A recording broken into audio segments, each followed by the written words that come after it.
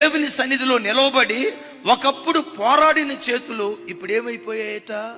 సడలిపోయాయి. ఎందుకు? పోరాడి పోరాడి పోరాడి పోరాడి ఇక నా వల్ల కాదయ్యా. ఇంతకాలం కుటుంబాన్ని నెట్టుకుంటా వచ్చా, ఇక నా వల్ల కాదయ్యా.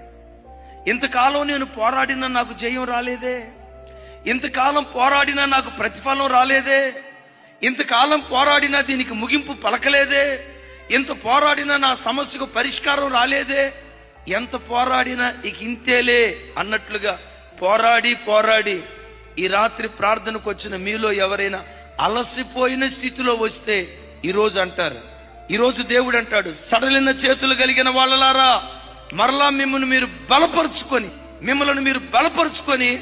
మరలా మీరు పోరాడటం ప్రారంభించండి. మన దేవుని తేజస్సు మీ కుటుంబాన్ని దర్శించబోతుంది. మన దేవుని మహిమ మిమ్మల్ని దర్శించబోతుంది. దేవుడు ఒక వ్యక్తి జీవితంలో కార్యం చేయటం ప్రారంభిస్తే రాత్రికి రాత్రే దేవుడు పరిస్థితులను మార్చగలడు. అది ఎండిన నేల, కస్తూర పుష్పం ఎంత సొగసుగా ఉంటుందో అది అడవి, అది అరణ్యం. నేనంట అరణ్యంలో ఏడ్పులు వినబడతాయా, సంగీత ధ్వని వినబడతాదా? అరణ్యంలో కేకలు వినబడతాయా, ఆనందగానాలు వినబడతాయా? గడిచిన 4 మాసాల్లో నీ ఇంటిలో ఏడ్పు వినబడిందేమో, రాగల ఈ మే మాసంలో సంతోష ధ్వని నీ ఇంటిలో వినబడేటట్లుగా నా దేవుడు కార్యం చేయునుగాక.